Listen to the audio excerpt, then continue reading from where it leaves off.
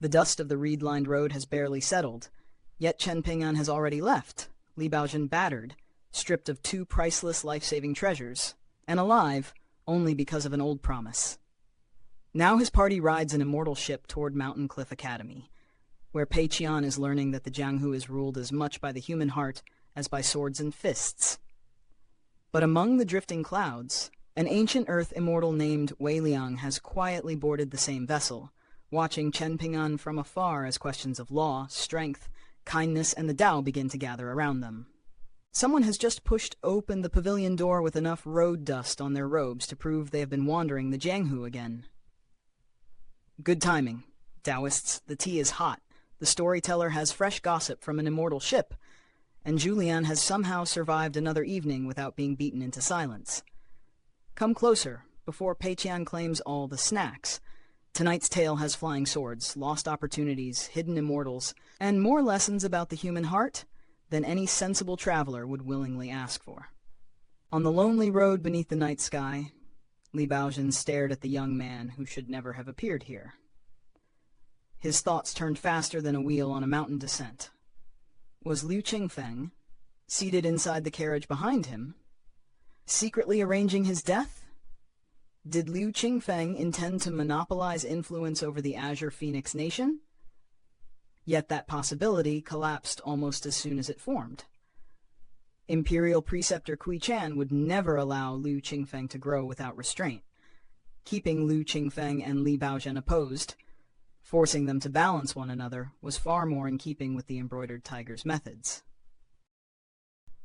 That was what made the encounter so unsettling. Li Baozhen understood schemes. A conspiracy had lines that could be traced, pieces that could be calculated, and motives that could be exploited. But if this meeting was truly nothing more than coincidence, then he was confronting something far harder to defeat: the cruelty of bad fortune itself.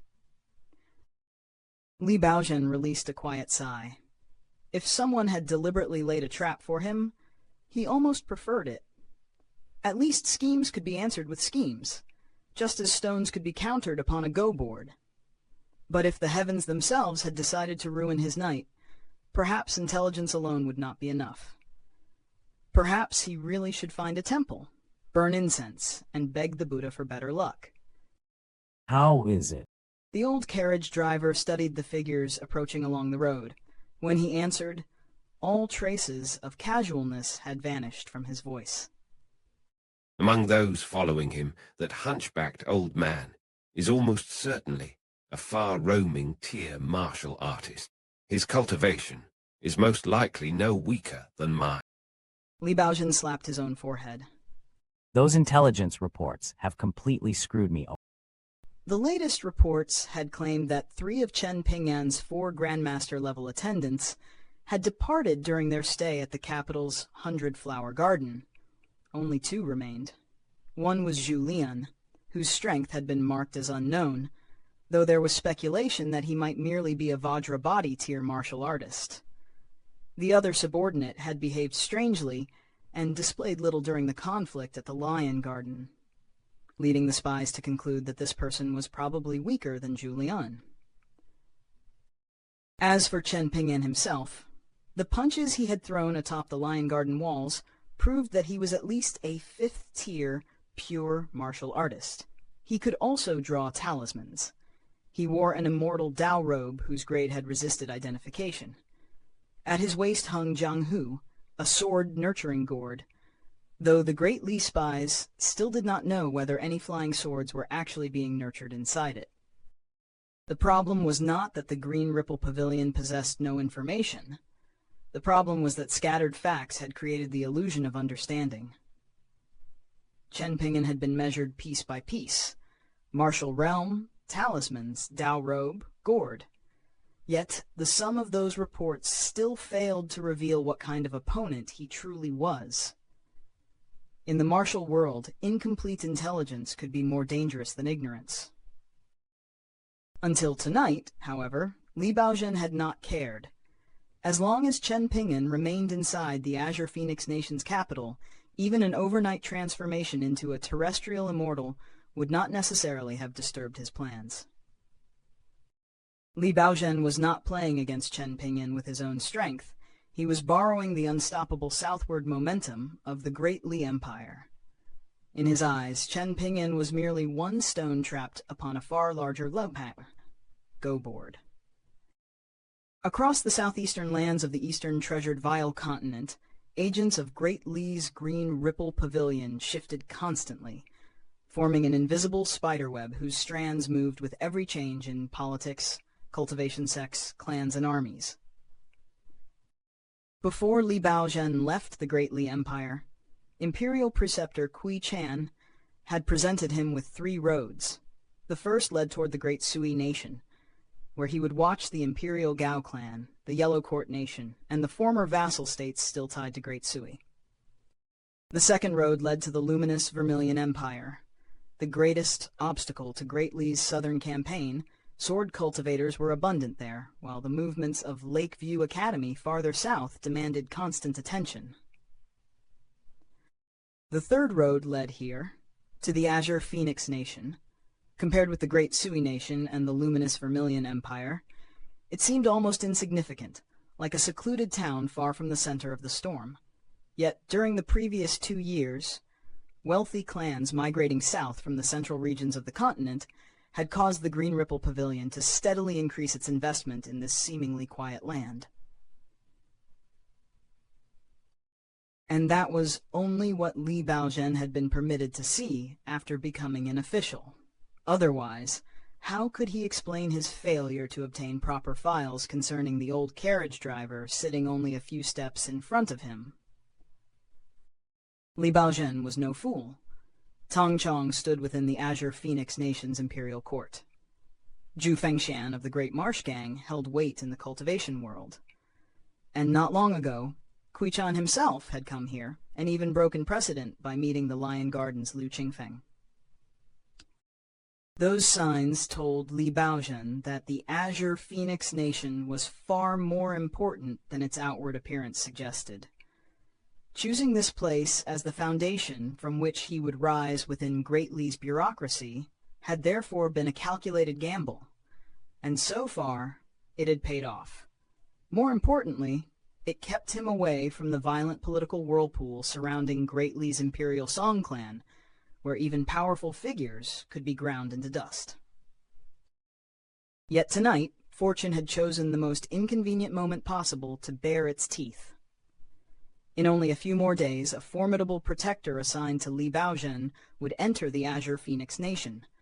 Once that person arrived, even figures such as Chief Military Governor Wei Liang or the Imperial Tang Clan's chief guest, Elder Zhou Lingji, would scarcely trouble him. But Chen Ping'an had appeared now, not several days later, not inside a city full of eyes and rules. Here, on a lonely road beneath the night. Of all the times for the little bumpkin from Clayvase Alley to arrive, he had chosen the narrow window in which Li Baozhen's grand designs possessed the least protection. For a strategist who prided himself on controlling the board, nothing was more infuriating than discovering that someone else had simply walked around the board entirely. Li Baozhen turned, bent toward the carriage, and lifted the curtain with a faint smile. Mr. Liu, do you have any backup plans? Liu Qingfeng calmly shook his head. Just like you, I need to wait several more days. A martial secretary from the Great Li Empire will arrive to serve as my personal bodyguard. Mr. Liu, can you truly bear to watch your ally die before achieving final success? Liu Qingfeng considered the question briefly, then smiled. We should trust Imperial Preceptor Pei Qian's flawless planning and foresight. Li Baozhen lowered the curtain and sighed. That answer settled it. Tonight, avoiding Chen Ping'an was no longer possible. It was not Pei Qian's ability that Li Baozhen doubted. He feared something far more personal, his own value on Pei Qian's board. Li Baozhen knew his loyalty was not spotless. If the embroidered tiger had to choose between preserving Liu Qingfeng and sacrificing Li Baozhen believed the decision would be immediate. Pei Qian would pick him up like an expendable gushan, go stone, and casually return him to the container. And perhaps that was why an old image rose in Li Baozhen's mind. The mountain of shattered porcelain back in his homeland. How had such a mountain been formed? From pieces deemed unimportant. From things discarded, broken, sacrificed, and crushed beneath struggles for greater ambitions. Since long ago, Li Baozhen had enjoyed climbing alone to the summit of that porcelain mountain. Standing above the fragments felt strangely magnificent, almost as though he were standing upon a mountain of white bones. Ahead on the road, Chen Ping'an instructed Shiro to remain behind and protect Pei Qian. He continued forward with only Zhu Lian beside him. The reason he had come was simple. Kui Dongshan had suddenly sent him a secret letter informing him that Li Baozhen would appear at the Lion Garden. The letter had been brief, almost brutally so. Its final words contained neither explanation nor hesitation. You can kill him. Chen Ping'an had not questioned the authenticity of the message. He had immediately left the capital and headed straight toward the Lion Garden. Chen Ping'an did not surrender his judgment to Kui Dongshan, but on matters that did not touch the foundation of his great Tao, he was willing to extend trust. He had accepted Kui Dongshan's proposal regarding Shiro and Du Mao's immortal body. Tonight, he trusted him once more. That distinction mattered. This was not blind obedience, but selective faith built through experience. When Chen Ping'an reached roughly 50 paces from the carriage, his footsteps slowed. His gaze settled clearly upon the young master standing behind the driver. This was Li Baozhen, the man who had once exploited Zhu Lu's admiration for him, tempting father and daughter with the promise of escaping their lowly station and allowing Zhu Lu to someday become a noble lady. Under that manipulation, Zhu Lu had approached Chen Ping'an in that corridor wearing a smile, hands hidden behind her back, while murderous intent filled her heart. Chen Ping'an had already survived a life-and-death battle against Sun-Scorched Mountain's mountain-moving ape in the small town. Yet his final encounter with Zhu Lu had taught him something different, something fists alone could never explain. The mountain-moving ape had shown Chen Ping'an how terrifying raw strength could be. Zhu Lu had shown him how terrifying the human heart could become. After leaving the Jewel Small World, that betrayal became one of his earliest lessons in manipulation, hidden motives, and the cruelty that could hide behind an ordinary smile. Li Baozhen stood at the root of that lesson. Li Baozhen lifted a hand and greeted him as though two acquaintances had met by chance on a spring outing. Chen Ping'an, this should be our first meeting, shouldn't it? I nearly forgot to introduce myself. Li Baozhen, Li Zisheng's younger brother, and Li Baoping's older brother. Chen Ping'an stopped. If you die here tonight, will you regret anything? Li Baozhen nodded without hesitation. Li Baozhen nodded without hesitation. A faint chuckle escaped Chen Ping'an. Li Baozhen answered with surprising honesty, as though he had already accepted the possibility that this road might become his grave. Li Baozhen answered with surprising honesty, as though he had already accepted the possibility that this road might become his grave. Of course, when I left Fortune Street in Dragon Spring Prefecture and departed the Great Li Empire, I thought the world was finally wide enough for me to display everything I was capable of. But I was too unwise. Chen Ping'an, between what happened before and what is happening tonight, you've already taught me two valuable lessons about how a person should conduct himself and handle affairs. The same mistake shouldn't be made 3 times. So from now on, why don't we each walk our own road? Li Baozhen's surrender sounded almost sincere, but its logic remained perfectly consistent with who he was. He did not suddenly repent for the harm he had caused. He regretted miscalculating the danger. To him, survival itself was another strategic adjustment. Acknowledge the failed move, withdraw the stone, and continue playing elsewhere. Beside Chen Ping'an, Zhu Lian raised his hands and rubbed them together. The hunchbacked old servant looked less like a man preparing for mortal combat, and more like someone who had finally been served a long-awaited feast. That old fellow driving the carriage is indeed a far-roaming tier martial artist, but this old servant can handle him alone. Young master, he and I stand at the same cultivation tier. So if I become too excited and accidentally fail to stop in time, you mustn't blame me. The old carriage driver's eyes immediately brightened. The cultivation world of the Azure Phoenix Nation, Fortune Mountain Nation, Lofty Sky Nation, and the surrounding smaller states was shallow. Worse still, his duties had chained him to responsibility, preventing him from roaming freely through the martial world. For an 8th-tier pure martial artist, that was almost a form of imprisonment. His fists had strength, yet precious few opponents were worthy of receiving them. Tonight, Zhu Lian was not merely an enemy. To the old carriage driver, he was a rare chance to measure the martial path he had spent years walking. For pure martial artists, a worthy opponent could be both mortal danger and priceless opportunity. That hunger for battle was written plainly in his eyes. Yet the driver could not forget the two people behind him. Li Baozhen outside the carriage, and Liu Qingfeng seated within it. Duty bound his fists even before the battle began. Handling that subordinate alone will already be difficult, Master Li. Do you have some brilliant plan? Can you keep yourself alive while allowing me to fight without restraint? Li Baozhen gave him a bitter smile. How could I possibly have predicted this?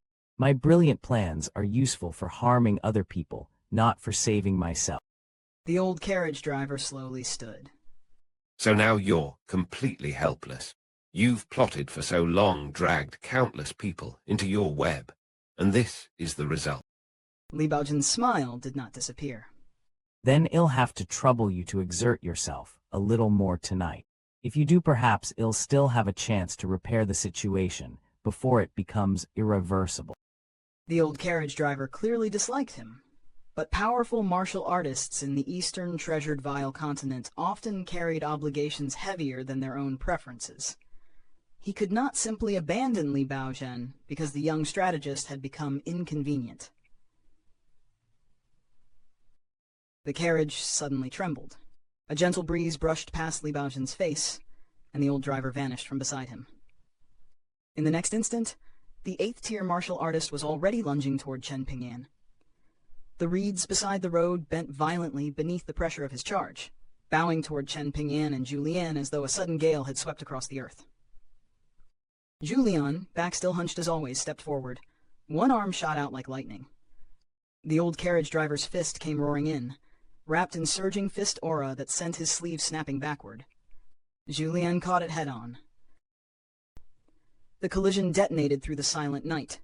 Zhu Lian slid backward, yet stopped with astonishing precision directly beside Chen Ping'an. The carriage driver used the rebounding force to leap gracefully away and land farther down the road.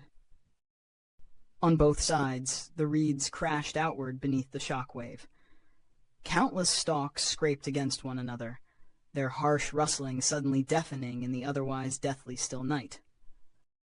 Li Baozhen watched the remnants of fist aura drift toward Chen Ping'an. The young man did not move. The force struck the space around him like fine rain falling upon an oil paper umbrella, scattering without ever touching the person beneath it. That small detail told Li Baozhen more than pages of intelligence. Chen Ping'an had not attacked. He had not defended with any visible technique. He had simply stood there while residual fist aura from an 8th-tier exchange failed to trouble him. The reports saying he was at least 5th tier had suddenly become far less comforting. Li Baozhen's eyelids twitched. The little bastard from Clayvase Alley had clearly gathered more than a few faded opportunities after leaving the Jewel Small world. For perhaps the first time tonight, another kind of regret entered his heart. Should he himself have chosen the path of cultivation back then? Chen Ping'an had not even reached 18, yet he had already advanced to the peak stage of the 5th tier, even in the great Li Empire, where talented martial artists were hardly rare, such progress was enough to call him an exceptional prodigy. Li Baozhen wondered whether Chen Ping'an had somehow seized an enormous share of the martial fortune released when the Jewel Small World collapsed, but that theory seemed impossible. Song Changjing, Li and Zheng Dafeng had already taken their portions. What remained for Chen Ping'an should have been no more than scraps. Yet Chen Ping'an's very existence kept making the impossible look insufficiently impossible. That is part of what makes his martial path dangerous to people like Li Baozhen. Conventional calculations repeatedly underestimate how much weight this seemingly ordinary young man can carry. Zhu Lian casually shook his wrist, then grinned at the carriage driver. Senior brother, that punch felt rather weak. What happened? Are you being polite? Are you worried that killing me with one punch would leave you bored afterward? Don't worry. There's no need to hold back. Hit me as much as you like, and hit me as hard as you can. This old man has thick skin and can endure quite a beating. But if senior brother keeps being so courteous, then he'll have no choice but to show you how a proper punch should be thrown. The final word had barely fallen when Zhu Lian moved. His hunched figure exploded forward like a wild ape escaping its mountain cage. His speed was so monstrous that, for a heartbeat, it resembled the effect of an immortal land-shortening talisman. In a flash, Zhu Lian appeared before the old carriage driver and returned the greeting from moments earlier with one brutally direct, straight punch. Li Baozhen's eyesight was merely ordinary. He managed to catch Zhu Lian's opening strike. After that, the two 8th-tier martial artists became little more than a blur inside a cramped battlefield, exchanging fists and steps faster than his eyes could follow. The air repeatedly cracked under their collisions. Before long, Li Baozhen's ears were aching from the pressure. He swallowed hard, and only then did some of the discomfort subside. This was the gulf between observing martial arts and actually inhabiting that realm. To Li Baozhen, the fight had already exceeded sight. He could only experience its aftermath through pressure, sound, and pain. Yet for Zhu Lian and the carriage driver, every blurred movement contained stance, timing, distance, feint, and killing opportunity. The old carriage driver suddenly released a low shout. His next movement was half punch, half shove, driving Zhu Lian sideways toward the sea of reeds. At the same time, the driver stepped backward and stomped hard into the road, his other foot lifted slightly, his entire frame settling into a stable martial stance. If Li Baozhen had not been standing behind him, the 8th-tier martial artist could have released his fists far more freely. Instead, every strike carried an invisible chain. He had to attack Zhu Lian while ensuring that the battlefield never exposed the man he was sworn to protect. That restriction subtly tilted the battle. At equal cultivation tiers, freedom matters. One fighter could chase victory without reservation. The other had to calculate where every exchange might send him. Zhu Lian recognized that burden immediately, and being Zhu Lian, he was more than willing to press a finger into the wound. Zhu Lian stretched his body in midair and descended upon a single slender reed. One foot rested on its narrow tip. The stalk bowed and swayed beneath him, yet he remained balanced as casually as though standing upon flat stone. He rocked gently with the reed, smiling down at his opponent. Senior brother, you've been trapped at the 8th tier for many years, haven't you? Your martial path seems rather rough. Other people walk toward the summit, yet you appear to be crawling. The old carriage driver sneered. Zhu Lian stepped from reed to reed, light as a wandering spirit. As he moved, he rolled his shoulders and loosened his limbs. A series of crisp pops sounded from his bones and tendons. Not early at all. I'm merely worried that once we two brothers truly start fighting to the death, you won't have time to leave any final words. I've heard that 8th-tier martial artists are rare beneath the heavens. If a fellow martial artist suddenly dies here tonight, even I will feel somewhat melancholy. So I thought I should chat with you, while there is still time before my young master decides that the sight of you has become annoying. The old carriage driver said nothing. And beneath Zhu Lian's joking words lay an unmistakable truth. The confrontation had never been merely an 8th-tier martial contest. The carriage driver was fighting for Li Baozhen's survival, while Zhu Lian was fighting under Chen Ping'an's command. If Chen Ping'an finally decided that Li Baozhen had to die, then every fist exchanged in the reeds would become only one part of a much larger execution. And perhaps that is what makes this roadside encounter so dangerous. Li Baozhen has spent years learning how to turn people into pieces on a board, but tonight he is facing a young man who has come for something far simpler than politics. Chen Ping'an has not arrived to negotiate influence, calculate factions, or win a courtly advantage. He has arrived carrying an old debt and the permission to kill. Inside the swaying carriage, Liu Qingfeng had only begun to rise when danger arrived without warning. From Chen Ping'an's sword-nurturing gourd, a streak of brilliant white sword light erupted like lightning breaking from a sealed cloud. It tore straight through the carriage wall and stopped precisely before Liu Qingfeng's glabella, close enough that even the slightest movement could have turned life into death. Liu Qingfeng merely smiled and slowly sat back down. At almost the same instant, Li Baozhen's concealed hand shifted inside his sleeve. Before he could activate what he had prepared, a second sword light, green and cold, flashed through the carriage. It pierced his sleeve and nailed the hidden talisman against the wooden wall behind him. Only then was the talisman fully revealed. Golden paper, characters written on both sides. A black-armored divine warrior stood upon one face, while a white-armored divine warrior occupied the other. This was no ordinary protective charm.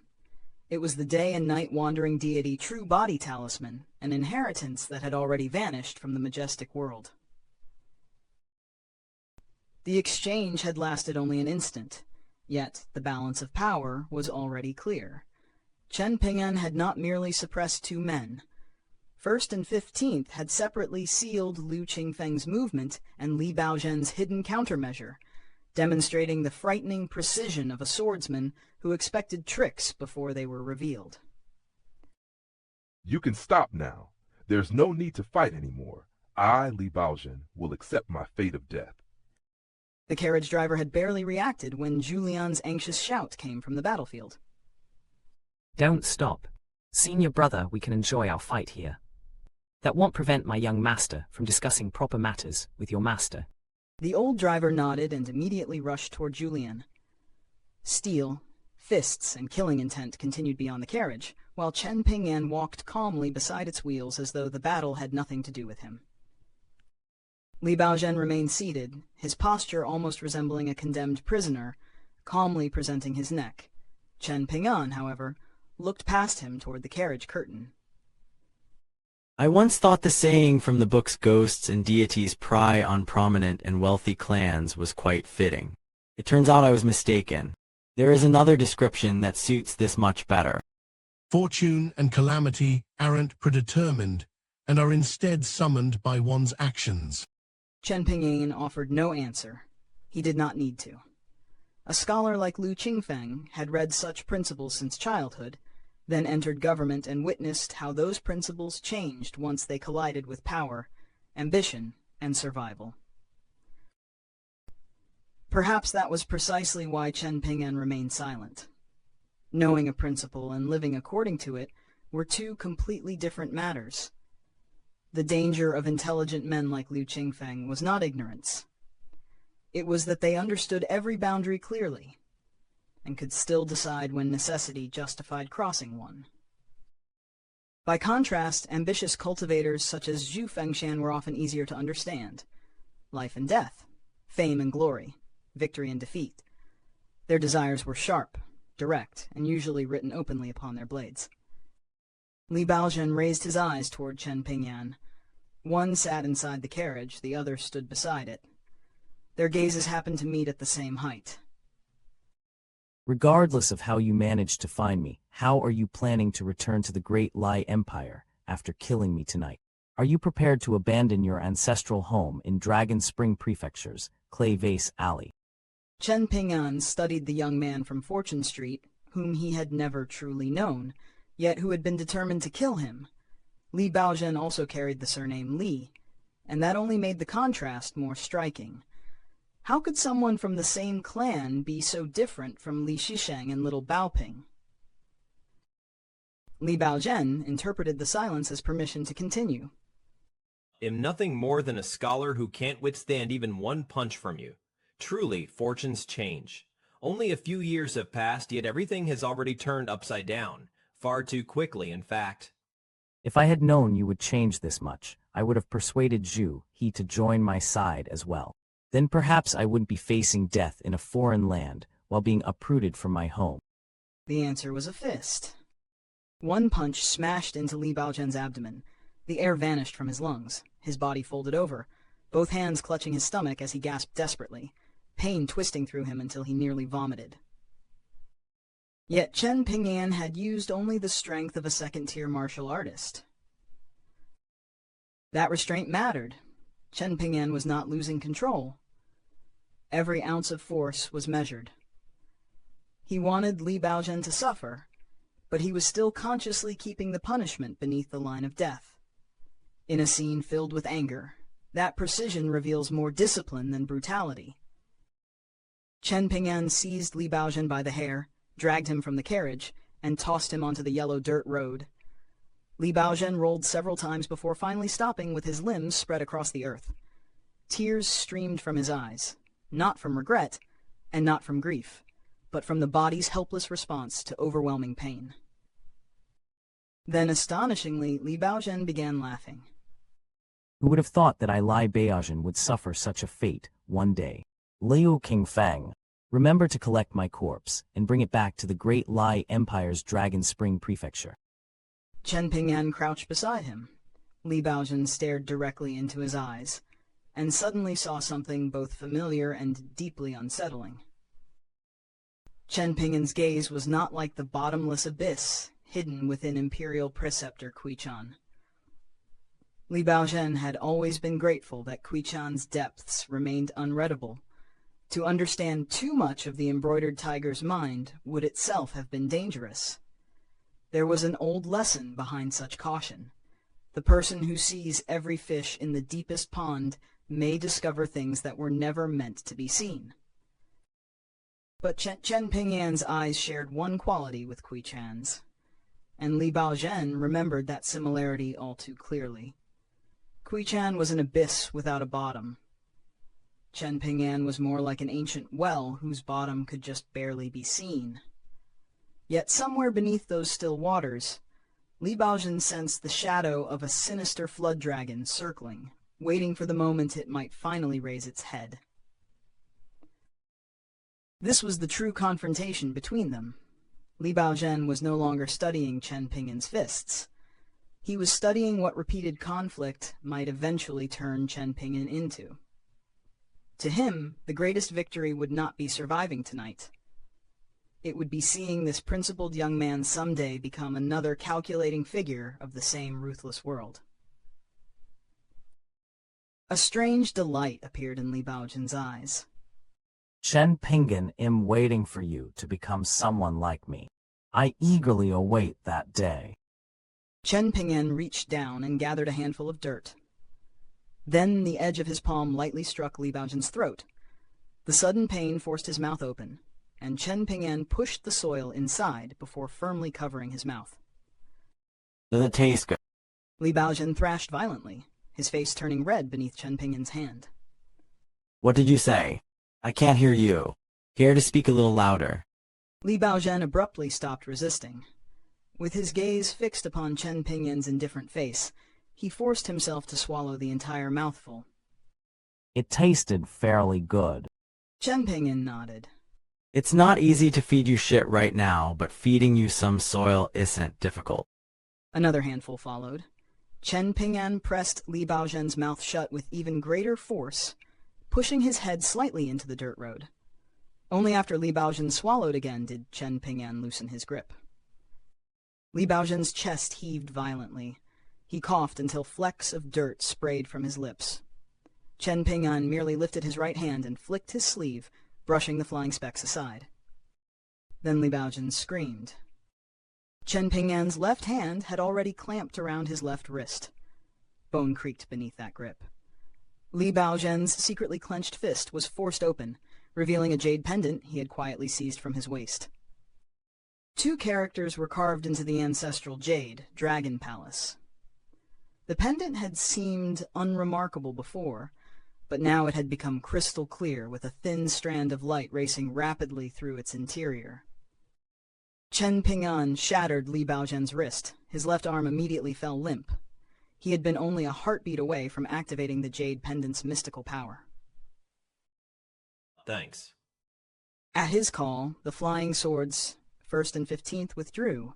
One left Liu Qingfeng's glabella, the other pulled free from the carriage wall, bringing the golden talisman with it. Few people beneath the heavens would have recognized that talisman. Chen Ping'an did so immediately. He placed both the day and night wandering deity True Body talisman and the Dragon Palace jade pendant into his pocket treasure. The talisman belonged among the highest grade entries in the authentic death-avoiding book, recorded on the 3rd last page. The Dragon Palace jade pendant, meanwhile, was an ancestral life-saving treasure of the Li clan. The talisman itself had been given to Li Baozhen as a farewell gift by his elder brother, Li Shisheng. More astonishingly, both treasures remained concealed from outside detection until Li Baozhen personally unlocked them, and even if someone else obtained them, anyone below the upper 5 tiers, including an Earth immortal, would find them essentially useless. Li Baozhen's real defeat was therefore much greater than a broken wrist. His carefully hidden final escape routes had been discovered before activation, and 2 treasures that should have guaranteed a measure of security were taken from him. Chen Ping'an had won not through overwhelming cultivation alone, but through vigilance, recognition, and refusing to underestimate a cornered enemy. Cradling his shattered wrist, Li Baozhen forced out a miserable smile. You win this time. I'm truly afraid of you now. Chen Ping'an answered with a kick to his waist. Li Baozhen flew through the reeds and crashed into the river beyond. The injuries were severe enough that even proper recovery would require 100 days. Liu Qingfeng finally stepped from the carriage and landed upon the road. Regardless of your reason, young Master Chen, thank you for sparing Li Baozhen. What's going to happen to the Lion Garden? And what about Liu Qingshan? I've already planned a path of retreat for them. Fatigue finally showed faintly on Chen Ping'an's face. He had not originally intended to say much more to Assistant Minister Liu's eldest son. But when he remembered Liu Qingshan, the limping young scholar who had defended the dignity of his family, he changed his mind. I believe the outcome you seek is probably a good one. You also understand that you've stepped onto a different road now. But how can you guarantee that Yao will remain on that road instead of drifting farther and farther away from the results you originally wanted? Liu Qingfeng smiled bitterly and stared into the distance. I can only give it my best shot. Otherwise everyone in the Azure Phoenix Nation, from the Emperor to the officials and scholars all the way down to the common people, will soon have their backs shattered by someone. When that happens, there will be no road left for any of us to walk. Everyone knows that drinking poison to quench thirst is foolish. But if the only alternative is dying from thirst, who would refuse to take that risk? It's the same as what happened in the Lion Garden's ancestral hall. Lady Liu Shu, whom I greatly dislike, demanded that my father drag you into the affair. If I had been there, I would not have been able to step forward like my younger brother Liu Qingshan and firmly protect the Liu clan's principles and dignity. After weighing the gains and losses, I would have chosen to go against my conscience. There was no heroic self-deception in Liu Qingfeng's confession. He knew exactly what kind of man he was becoming. Liu Qingshan guarded principles by refusing to compromise. Liu Qingfeng intended to guard the same family by entering the mud himself. One preserved clean hands. The other accepted that survival might demand stained ones. Liu Qingfeng withdrew his gaze, and a trace of relief entered his smile. Thankfully, the worst outcome never happened. Everyone carries burdens, and every family has hardships. Since the older brother, let me deal with those hardships. My younger brother can concentrate on studying his scholarly books. Chen Ping'an glanced toward the river where Li Baozhen had disappeared. At the very least, you're much better than that person. Then he turned toward the battle raging above the distant reeds and raised his voice. You can come back now. Chen Ping'an turned back toward Liu Qingfeng. And you can rescue him now. Why didn't you simply kill Li Baozhen? Chen Ping'an shook his head. I promised someone that I would spare Li Baozhen once. And there lay the boundary. Li Baozhen had failed to understand. Chen Ping'an could beat him, humiliate him, break his schemes, and confiscate his treasures. But a promise still outweighed the immediate satisfaction of revenge. In the martial world, where power often becomes its own justification, keeping such a promise is itself a form of cultivation. Zhu Lian soon returned with bloodstains on his face and disappointment written openly across his expression. He had barely warmed up. Given a little more time, in his estimation, that old carriage driver would have been the one suffering. But when Zhu Lian noticed that his young master had no intention of explaining further, even he suppressed his usual jokes and quietly took his place behind Chen Ping'an. As Chen Ping'an began leaving, Liu Qingfeng suddenly turned toward his back. Young Master Chen, it would be best if you didn't remain near the capital waiting for another opportunity, hoping that after honoring your promise, once you might encounter Li Baozhen again. Chen Ping'an turned around with a smile. And why is that? Liu Qingfeng only smiled and shook his head. He offered no explanation. Yet there were reasons behind the warning. The great Li Empire was preparing to dispatch two people to serve as guards for Liu Qingfeng and Li Baozhen, respectively. One was reportedly a powerful former general of the destroyed Liu Empire. But even that was not the greatest danger. The true reason was far heavier. Imperial preceptor Pei Qian, the embroidered tiger of the great Li Empire, was most likely still somewhere within the Azure Phoenix nation. If Chen Ping'an continued hunting Li Baozhen after tonight, the next obstacle might no longer be a scholar carrying secret treasures. It could be Pei Qian himself, or a design laid down by the imperial preceptor long before Chen Ping'an ever realized he had stepped onto the board. Chen Ping'an and his companions gradually vanished into the distance. Only then did the old carriage driver hurry to the river. He pulled the barely conscious Li Baozhen from the water and pressed against his chest, until the young man violently coughed up a mouthful of river water. A long time passed before Li Baozhen truly recovered. Having brushed past death by the narrowest margin, he sat upon the road with an empty, dazed expression. The old driver stood beside him and quietly turned toward Liu Qingfeng. Liu Qingfeng smiled and shook his head.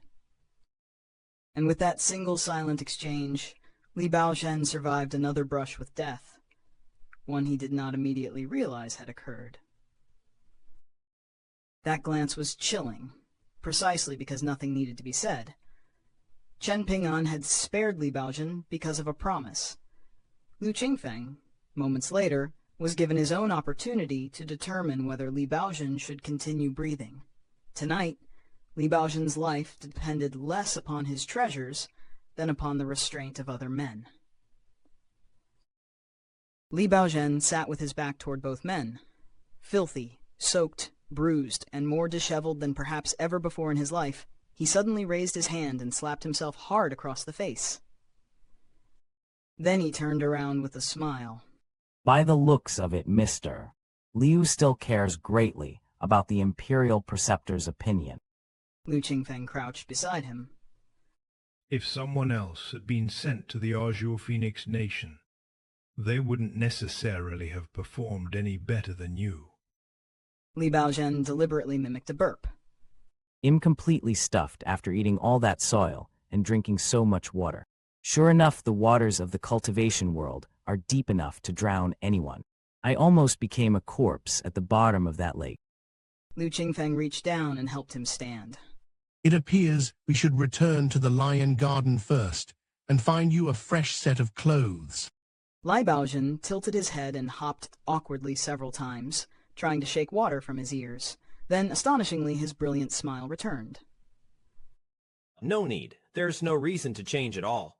Looking like this will remind me to be more careful in the future, so I don't keep believing that the heavens are strongest. The Imperial Preceptor is second, and I am third. Liu Qingfeng said nothing. Li Baozhen's arrogance had not vanished, but it had finally cracked.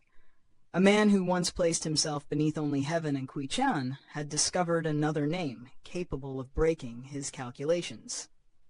Whether that humiliation would mature into caution or harden into a deeper obsession remained uncertain.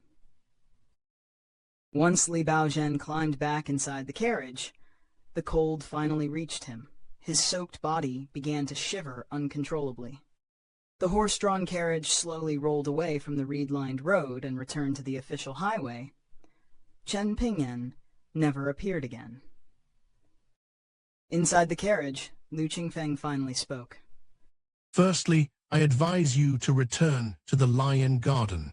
Otherwise, once we reach the county office, he'll still have to attend to you while you're bedridden. Secondly, let these words serve as a warning to both you and me. Words used to wound another person can be sharper than blades, and methods used to harm others can be fiercer than beasts.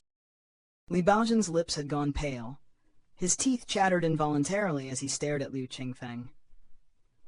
Liu Qingfeng, do you understand what I lost in this encounter with Chen Ping'an? Do I really need you to lecture me with lofty principles right now? Was what you lost more important than your life? Li Baozhen paused, then cracked a grin. Of course not. He immediately turned toward the front of the carriage. Turn around. We're returning to the Lion Garden.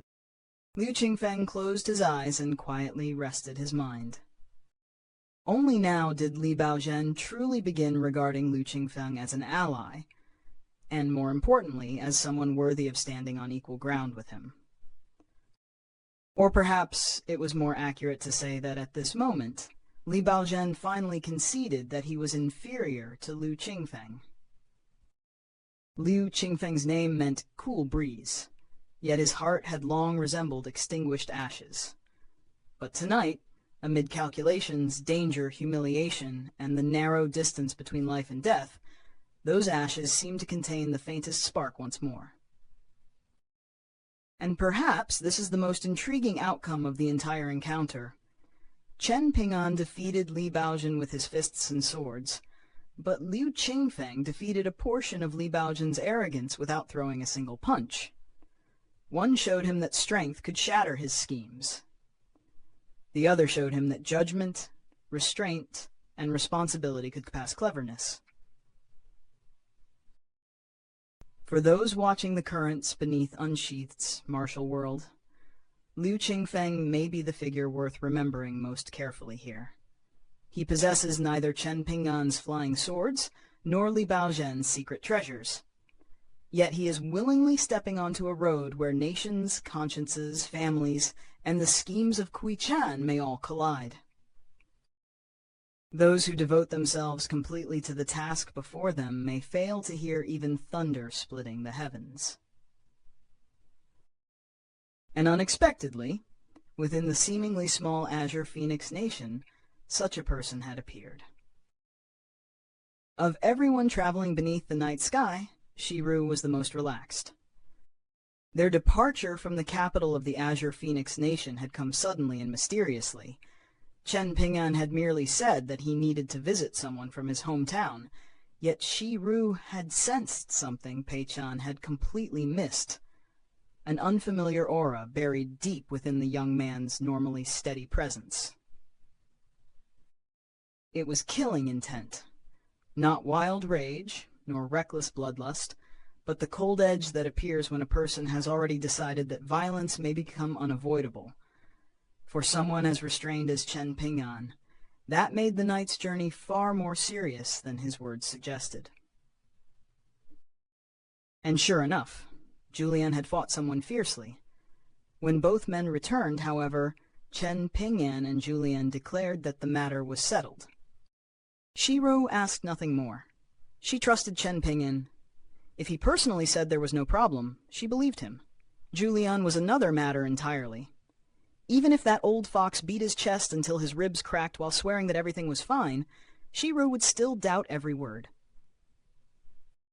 Pei Qian understood even less, but the faint scent of blood lingering on Zhu Lian's body frightened her enough that her usual mischief disappeared. Master, were they enemies from your hometown? Chen Ping'an paused. Then he slowly released the murky breath that seemed to have remained trapped in his chest since the confrontation. He lifted his sword-nurturing gourd, drank some of the wine he had purchased in the capital, and finally allowed a faint smile to surface. There's no need to worry about these things. The problem has been resolved for the time being. Pei Qian immediately relaxed. Did Master benefit or suffer a loss in the battle? Zhu Lian knew that Chen Ping'an had obtained a talisman and a jade pendant. He had not carefully examined either treasure, but one conclusion had already become difficult to ignore. The people who had walked out of Chen Ping'an's small hometown and entered the greater world seemed incapable of being ordinary. Old Dragon City's Zheng Dafeng was a 9th-tier martial artist. Li, who had appeared briefly before departing, stood at the 10th tier. When even seemingly ordinary townsmen conceal cultivation at such heights, every object connected to them becomes suspiciously significant. Zhu Lian therefore had good reason to believe that the talisman and jade pendant Chen Ping'an had seized were treasures of considerable value. I didn't benefit, and I didn't suffer a loss either. I obtained 2 items, but I plan to give them to someone who can make better use of them than I can. Oh, okay. For Pei Qian, that was enough. Treasure gained or treasure lost mattered far less than knowing her master had returned safely. She turned and looked back toward the distant capital, hiking pole in one hand and her small gourd in the other. Zhu Lian noticed the movement and turned his head. Shi-Ru followed with her gaze. Are you worried about me, Lady Shi-Ru? Shi-Ru answered with silence. Zhu Lian clicked his tongue, delighted to have found an audience whether she wanted to listen or not. Lady Shi-Ru, you might not know this, but the person I fought was a far-roaming tier superior grandmaster. His cultivation was paramount and his strength immense. With one punch he could shatter mountains and split the earth. With another he could overturn mountains and stir the seas. And even then, he still couldn't kill you, Zhu Lian. In that case, aren't your fist techniques unfathomable and your strength unmatched beneath the heavens? Zhu Lian chuckled, entirely unbothered by the sarcasm. And that's where you're mistaken. That senior brother was far too polite. From beginning to end, he never intended to fight me to the death. Otherwise, I wouldn't be standing here without severe injuries. Lady Shi-Ru would have been forced to behold my miserable state. Then you would shed tears of grief, while I would be overwhelmed by sorrow. And naturally, for the sake of such heartfelt concern, I would rush back to the battlefield, gather that senior brother's scattered remains, stitch him back together, and whip his corpse once more. Shi-Ru treated every word as nothing more than passing wind. Then Chen Ping'an suddenly mentioned another matter waiting farther along their road. After we visit Mountain Cliff Academy in the Great Sui Nation and continue toward Dragon Spring Prefecture, we might need to look for a female ghost in a wedding dress. She lives in a residence hidden among the mountain forests. Her cultivation isn't weak, and we won't necessarily be able to find her. Zhu Lian's eyes seemed to brighten immediately. Young master, is this female ghost in the wedding dress pretty? How does she compare with Lady Shiru's original appearance? When I first saw her, her face was deathly pale, and she wore a bright red wedding dress. I only found her creepy. I didn't pay much attention to what she actually looked like. Pei Qian secretly swallowed. Without saying a word, she took out a talisman and stuck it firmly to her forehead. Chen Ping'an then turned the conversation back toward the night's battle. What percentage of your strength would you need to defeat that 8th-tier martial artist? Zhu Lian suddenly wore an almost bashful expression. Young master, whenever I fight someone, I always use my full strength. If you had told me to stop a moment later, I might truly have torn that senior brother into 8 pieces. As for whether he could have become a water ghost afterward, that would be anyone's guess. That answer revealed the clearest difference between the two martial artists. Chen Ping'an constantly measures consequence, restraint, and the point at which a fight should end. Zhu Lian's instinct is the opposite. Once combat begins, he treats full commitment as the safest path to victory. Neither attitude is meaningless, but their martial philosophies could hardly be more different. That's a good habit. His helpless tone made Zhu Lian smile sheepishly. Old cook, why aren't you flattering my master now? Why don't you say you learned that from him? Zhu Lian laughed and kicked Pei Qian from behind. She pitched forward, but instinctively stabbed her hiking pole into the earth and spun rapidly around it instead of falling. Strangely, Pei Qian was neither angry about the kick, nor curious about the movement she had just performed. Instead, she pulled her hiking pole free and hurried toward Chen Ping'an with a far more pressing question. Master, I've had this old mountain god for such a long time. How is it still not snapped? Look, it doesn't even have a crack. Did I accidentally pick up a treasure from the very beginning? Could it really be a branch from some immortal tree planted by a mountain god? Chen Ping'an merely smiled and refused to answer. Zhu Lian, however, burst into laughter and happily ruined the mystery. Young master refined that hiking pole for you with an immortal technique a long time ago. Otherwise it would have broken ages back. How could an ordinary branch survive the abuse of your deranged demon sword technique? Oh, is that so? Her reaction carried equal parts surprise and a strange sense that, of course, her master would have done something like that. Then Pei Qian's imagination leaped elsewhere. She raised her head and stared at the night sky. Why isn't it raining yet? Chen Ping'an was practicing his 6-step walking meditation as they traveled. Why should it rain? Pei Qian was also practicing the white ape sword-carrying technique, temporarily treating Old Mountain God as her sword. If it rains, then I can hold an umbrella for master. Zhu Lian immediately lifted his foot to kick her again. Pei Qian nimbly dodged. You little shorty. You eat so much and still don't grow taller. How are you supposed to hold an umbrella over your master? Pei Qian looked down, genuinely troubled by the logic. That's true. It's fine as long as your heart is in the right place. This money-losing child has nothing left except some heart. If you weren't injured, I would definitely make you experience my self-created deranged demon sword technique. Hey, come on then. Let's spar. Zhu Lian strode toward her, and Pei Qian fled with delighted laughter, circling Chen Ping'an beneath the moonlight. Shiru watched them, and, for reasons she could not immediately explain, felt slightly adrift. Pei Qian had crossed mountains and rivers beside Chen Ping'an, yet outwardly she remained the same tanned, unruly little girl. But now, running along the smooth official road beneath the moon, Shiru seemed to glimpse a faint radiance surrounding her. Shiru's thought carried an unexpectedly serious question. What happens when a child who has always traveled beneath the protection of powerful companions finally steps into the cultivation world alone? Would Pei Qian remain this mischievous little figure, or would everything Chen Ping'an had quietly taught and protected begin to shine with a brilliance impossible to ignore? Perhaps one day she might resemble a radiant sun, visible from far beyond the horizon. It is only a passing thought for now, but in a cultivation story, passing thoughts often become the earliest shadows cast by distant futures. After walking a little farther, Shiru regretted allowing her thoughts to become so complicated. Yet she could hardly help it. Pei Qian was simply too unruly, too mischievous, and somehow too difficult to ignore.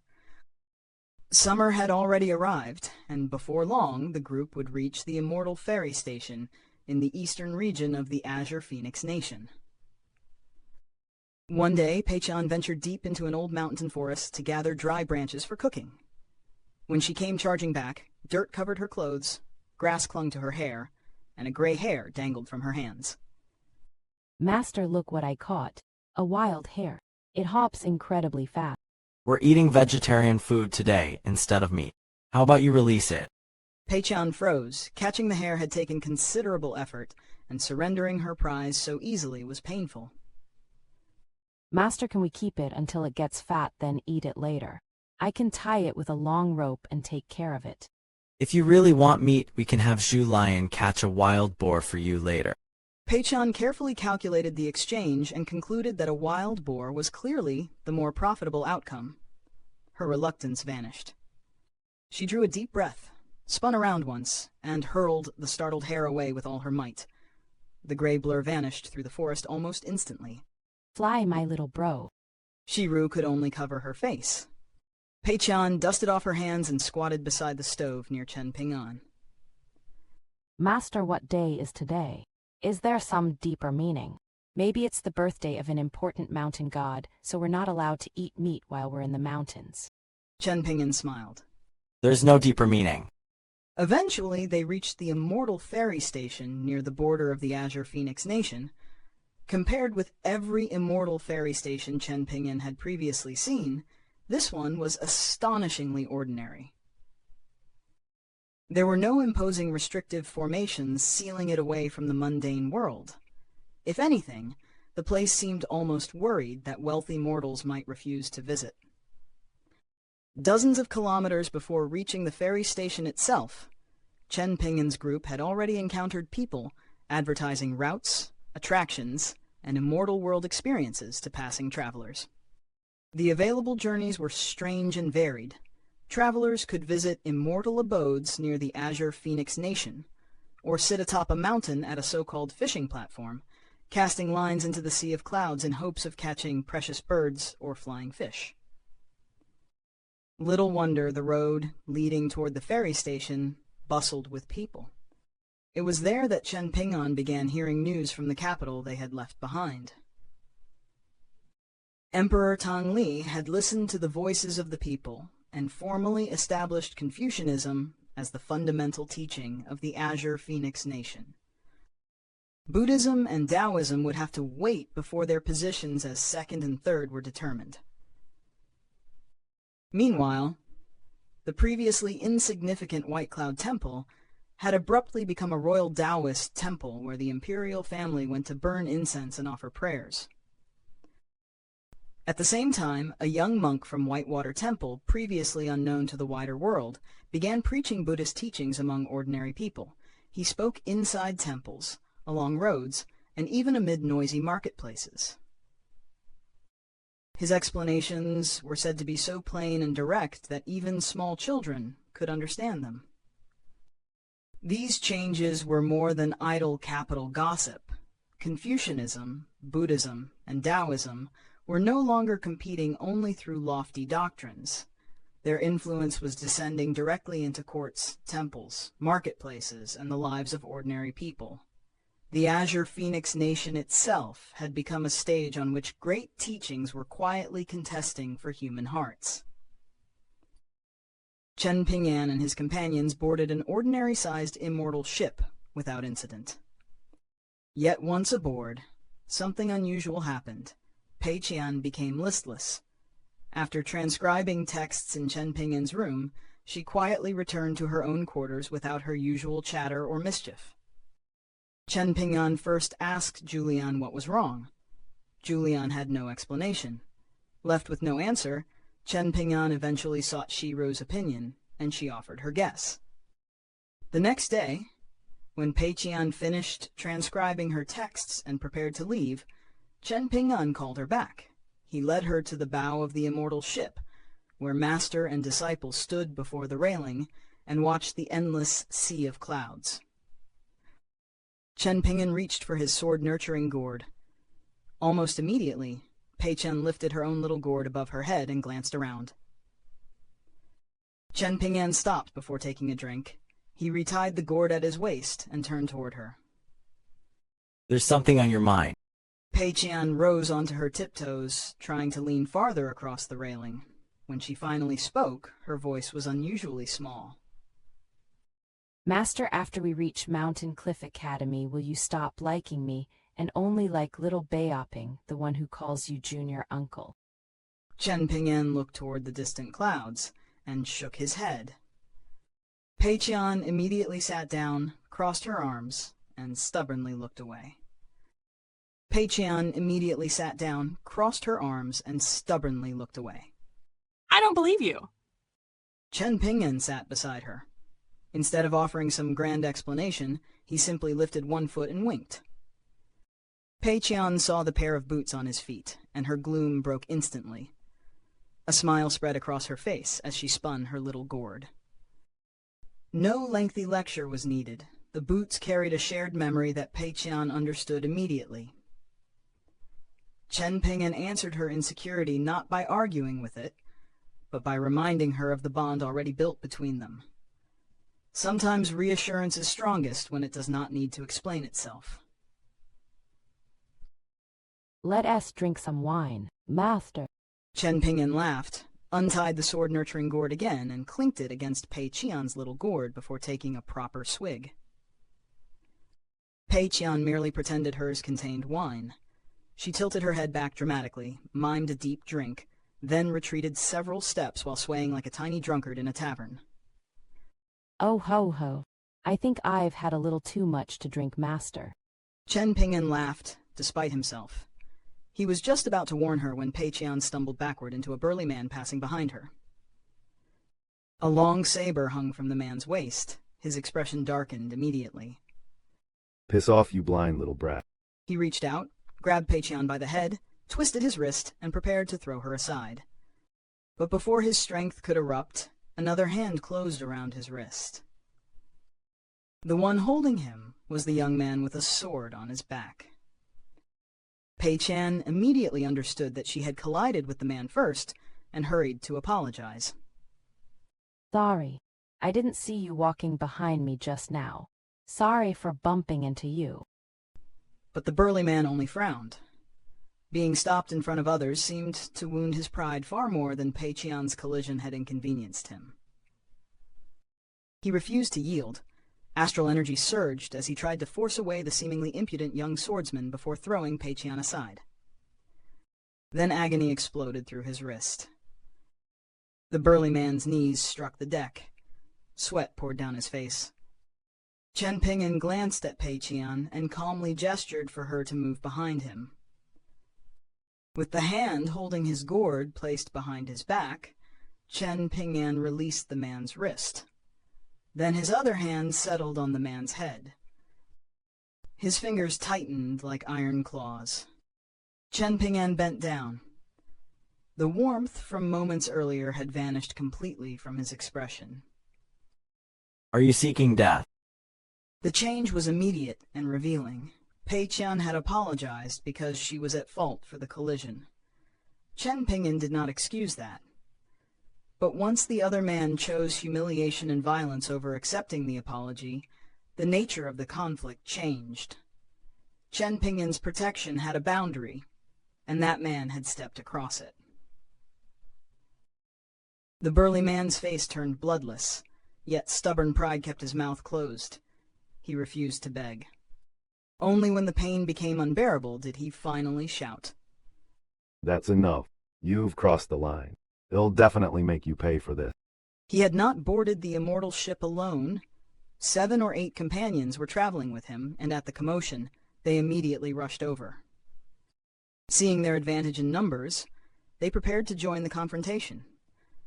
To them, crippling a young man and frightening a little girl might even serve as entertainment for an otherwise dull journey. They never got the chance. 2 flying swords appeared in an instant, hovering directly before the glabella of the man charging at the front. The entire group froze. It was midsummer, yet an icy chill seemed to crawl through every bone in their bodies. In the cultivation world, few threats are clearer than a flying sword suspended before one's brow. Sword cultivators possess a fearsome reputation precisely because their method of settling disputes is so direct. When the sword moves, hesitation often ends before the enemy can draw another breath. Yet these men misunderstood one thing. Whether Chen Ping'an truly counted as a sword cultivator was almost beside the point. He had already crossed paths with formidable enemies, many possessing cultivation bases and backgrounds far beyond anything these travelers could imagine. A man who has already survived grudges involving genuinely powerful figures is rarely frightened by the prospect of adding a few minor enemies to the list. Chen Ping'an did not seek trouble, but neither had the cultivation world taught him to fear it. Chen Ping'an lifted the kneeling man by the head. Then, without ceremony, he kicked him squarely in the chest. The burly man flew backward and crashed into his companions, their courage shattered at once. No one spoke of revenge anymore. The entire group hurried away together, fleeing as quickly as their dignity allowed. The killing pressure disappeared as quickly as it had come. Chen Ping'an turned around. When he looked at Pei Qian again, his expression softened into a smile. Don't be scared. If anyone bullies you in the cultivation world in the future, then come home and look for your master. That promise carried more weight than the brief clash itself. Chen Ping'an could not accompany Pei Qian forever, and Shiru's earlier thoughts had already pointed toward the day when the girl might walk the cultivation world alone. But wherever that road eventually leads, Chen Ping'an has now given her something even more important than protection in the present. A place she can still call home, and a master she can return to when the wider world becomes too cruel. At the bow of the immortal ship, the commotion had been loud enough to draw half the passengers from their seats. Yet when everything ended, not a single drop of blood stained the deck.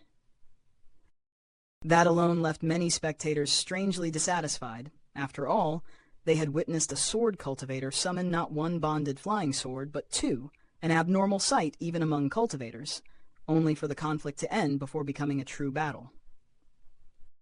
Nearly 200 passengers traveled aboard the ship, and before long, conversations spread across the deck like ripples over water. In the Azure Phoenix Nation, an immortal ship could carry almost anyone.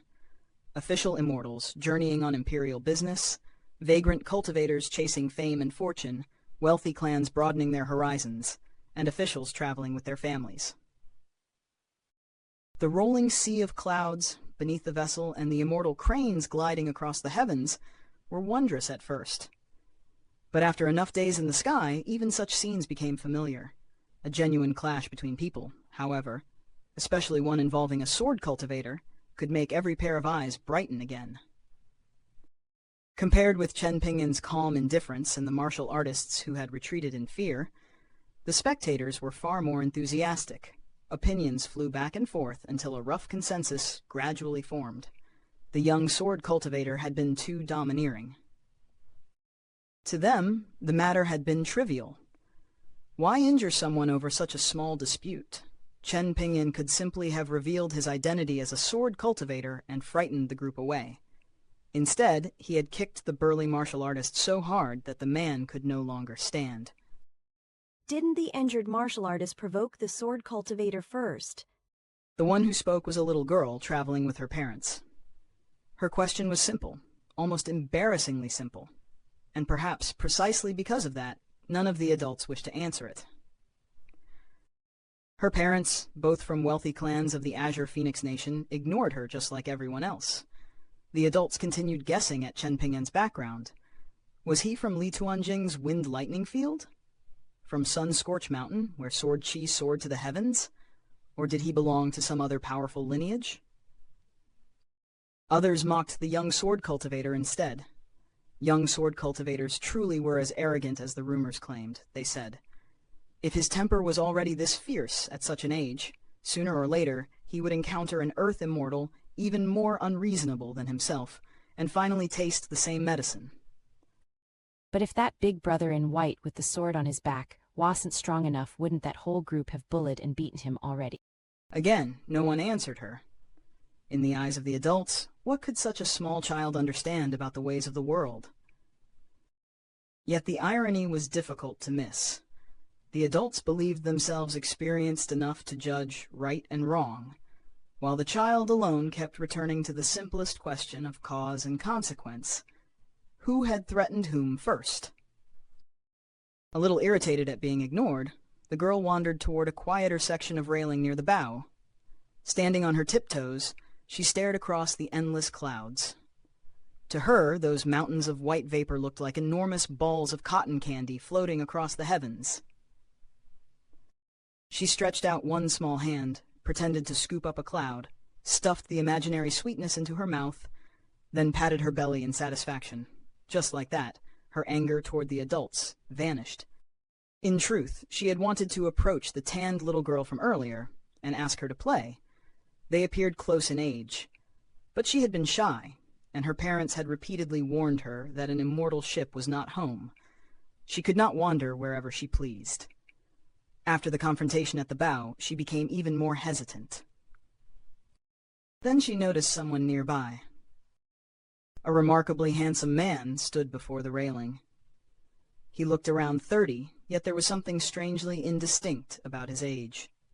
His appearance retained the vigor of youth, but his bearing carried a depth that did not belong to an ordinary young man. The man turned and caught her staring.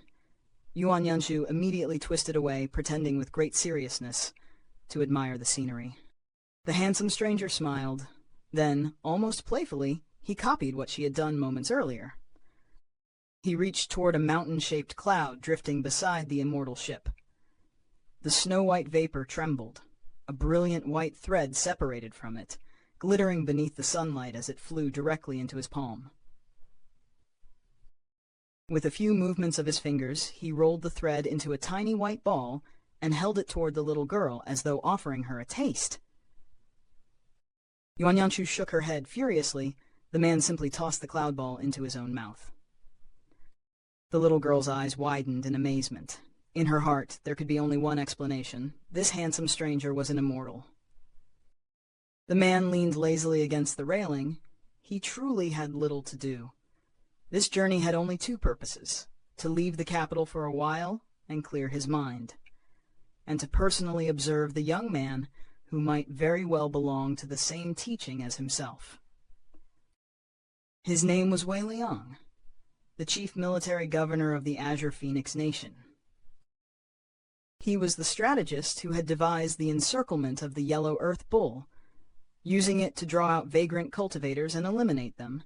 During the grand debate between Buddhism and Taoism, he had also served as the gatekeeper of the capital.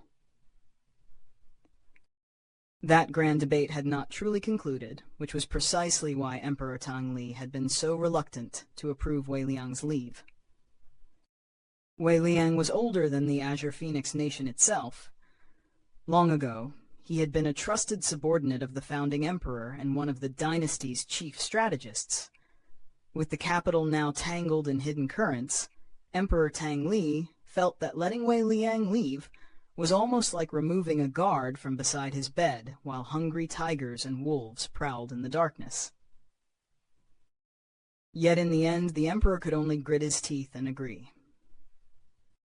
After the founding of the Azure Phoenix Nation, the first emperor had constructed pagodas and commissioned portraits honoring 24 founding ministers of outstanding merit. Among those names, Wei Qian had not ranked particularly high. But centuries passed. The other 23 ministers died. Their descendants died. Even many of their great-great-grandchildren disappeared into history. Wei Qian merely changed his name. That single detail revealed more than any display of supernatural power. The man casually entertaining a little girl beside the railing was a living witness to the rise of an entire nation. The immortal vessel carrying them was named Azure Garb.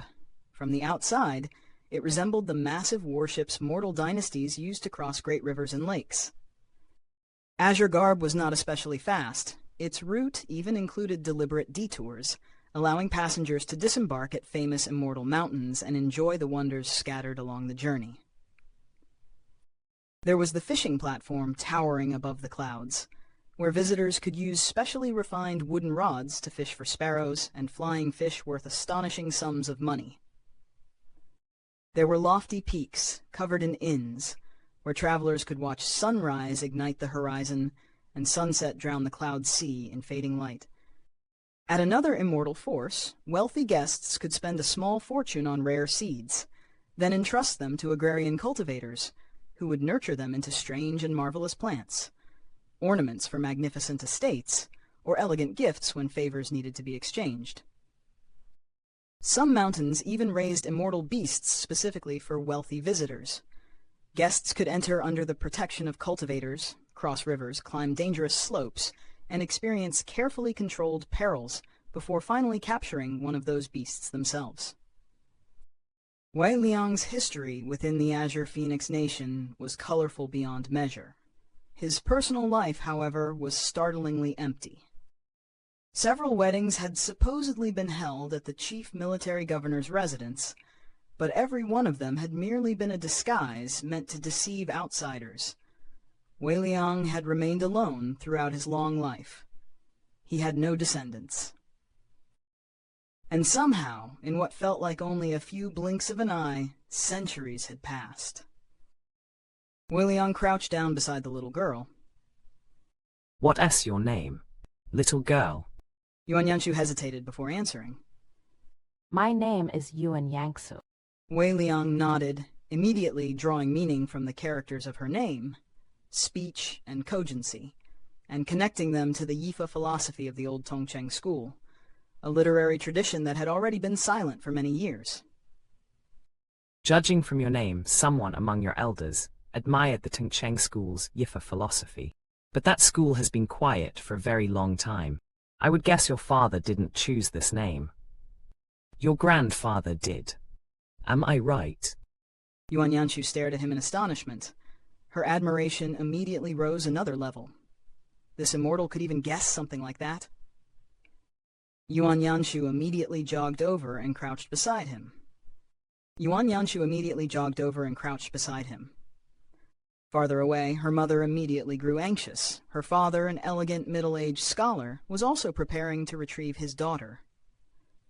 On an immortal ship, no stranger should be taken lightly. Farther away, her mother immediately grew anxious. Her father, an elegant middle-aged scholar, was also preparing to retrieve his daughter. On an immortal ship, no stranger should be taken lightly.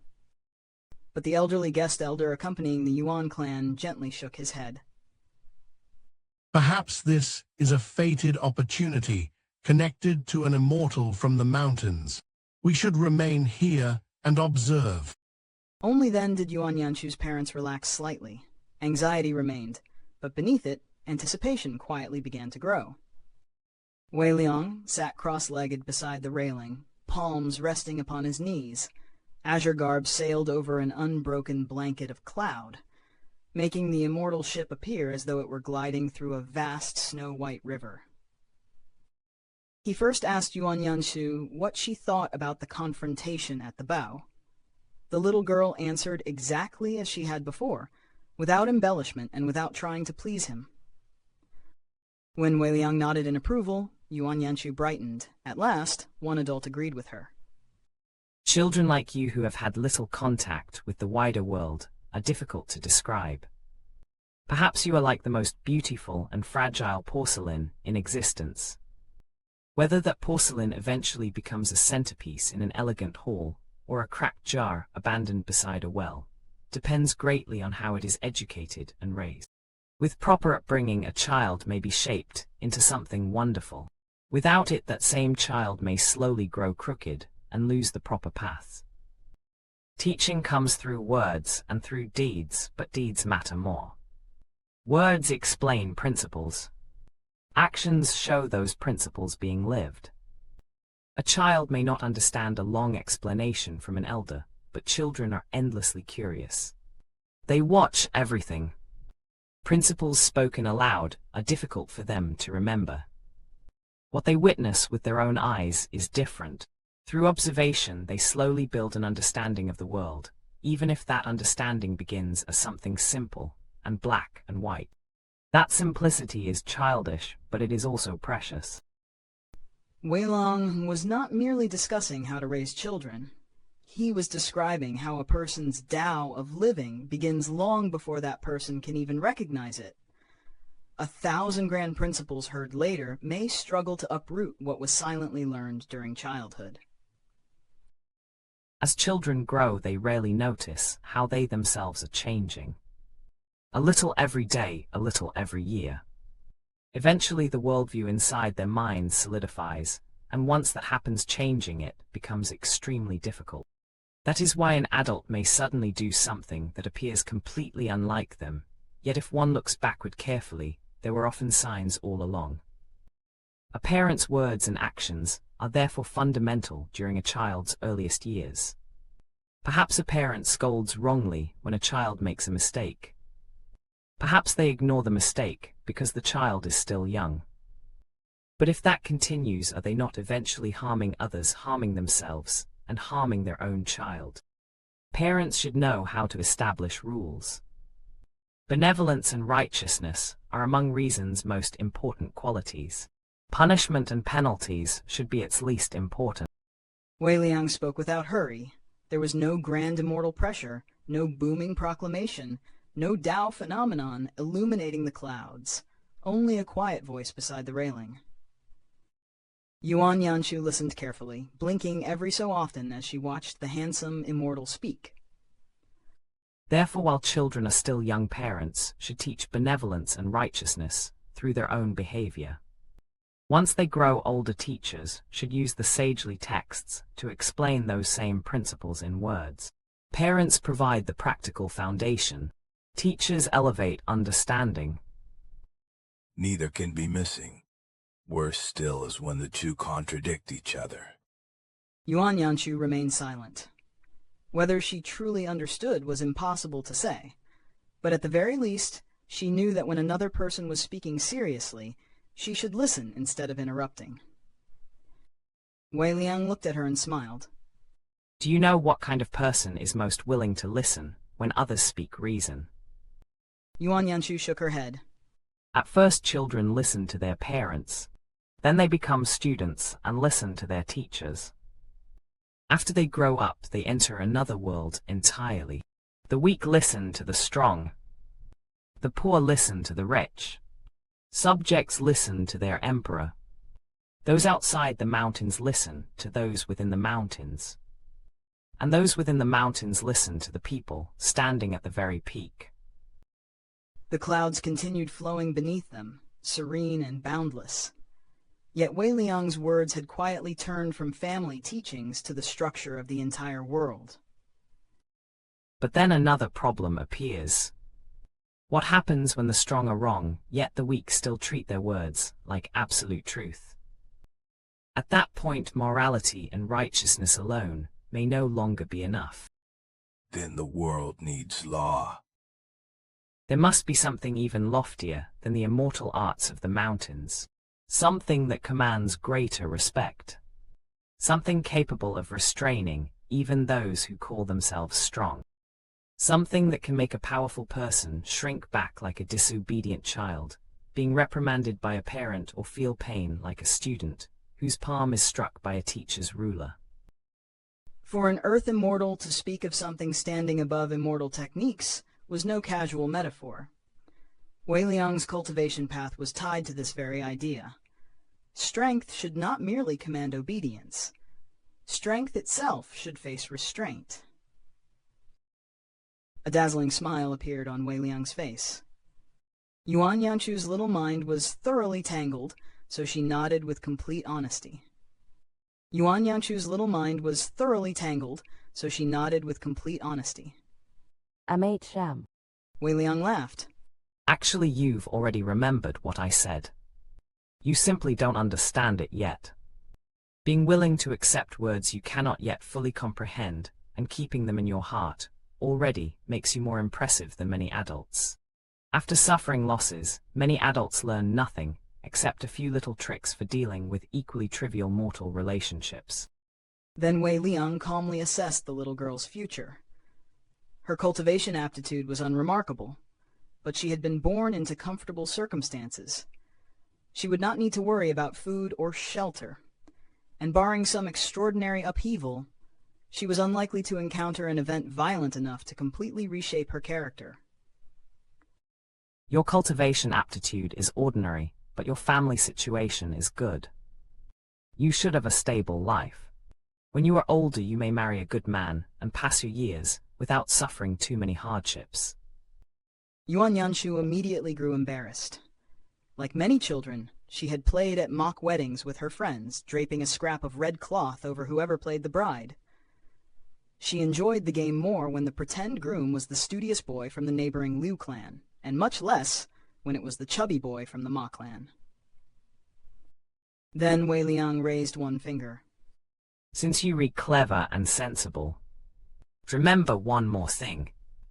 When you grow up, if your clan ever faces a calamity so great that you believe it cannot overcome it, go to the chief military governor's office in the southern part of the capital. Ask for someone named Wei Liang. If the matter is urgent, you can simply send a letter there. The little girl hesitated. To someone her age, adulthood seemed almost impossibly distant. Mister, that sounds like something very far in the future. Maybe we should just forget about it. Wei Liang shook his head. You shouldn't think that way. Time runs like rushing water. In the blink of an eye, you'll be grown. And after another blink, Wei Liang thought, perhaps she would already have reached the end of her natural life. Naturally, he did not say those words aloud. Instead, his faint smile remained. If kind-hearted people are harassed, should they stop being kind-hearted? If sinister people are challenged by other sinister people, will they suddenly stop being sinister? There is a saying that noble people can be deceived through means that remain within reason. But does the fact that they can be deceived make deceiving them correct? Of course not. Human beings are far too complicated to divide cleanly into good and bad. Even when we can define what is right and what is wrong, deciding what consequence each action deserves remains extremely difficult. Then, inevitably, his thoughts returned to Chen Ping'an and the conflict at the bow. Take what happened earlier. Suppose that young man with the sword on his back had stayed perfectly calm and patiently explained every principle to those people. Do you think they would have listened? Perhaps they would have nodded and agreed outwardly, but would they truly have accepted his reasoning in their hearts? If not, then what difference would all those explanations make? Those people were not willing to respond to genuine principle. They were willing to respond only when circumstances changed. Once everyone parted ways and their circumstances returned to normal, would their character suddenly change? Naturally not. A leopard does not change its spots. They would continue behaving as they always had. And if that young man had truly sat down and preached principles to them, perhaps he would only have humiliated them, further pushing resentment into killing intent. This was the hidden edge behind Wei Liang's judgment. Chen Ping'an's kick might appear crude beside elegant moral reasoning. But when one side refuses to recognize reason without strength behind it, force itself can become the language that prevents a worse conflict. Wei Liang suddenly waved the subject away. Forget it. There's no need to discuss such troublesome things. Looking at the sea of clouds is much more relaxing. In truth, Wei Liang had been speaking more to himself than to Yuan Yanshu. He had never expected a little girl to understand such matters. And strangely enough, speaking to her parents might not have been much different. They would probably understand his words, but perhaps only in the most superficial way. This was simply how the world worked. For adults who had already accepted the world as it was, discussions of distant mystical principles might even seem more believable than arguments about changing the order directly before their eyes. Wei Liang had become an earth immortal more than 2 centuries earlier. Yet instead of pursuing only personal cultivation, he had chosen an extraordinary path for his own teachings. He wanted to transform the customs and people of an entire nation, and use that vast undertaking as both his observation of the Tao and the catalyst for his attainment.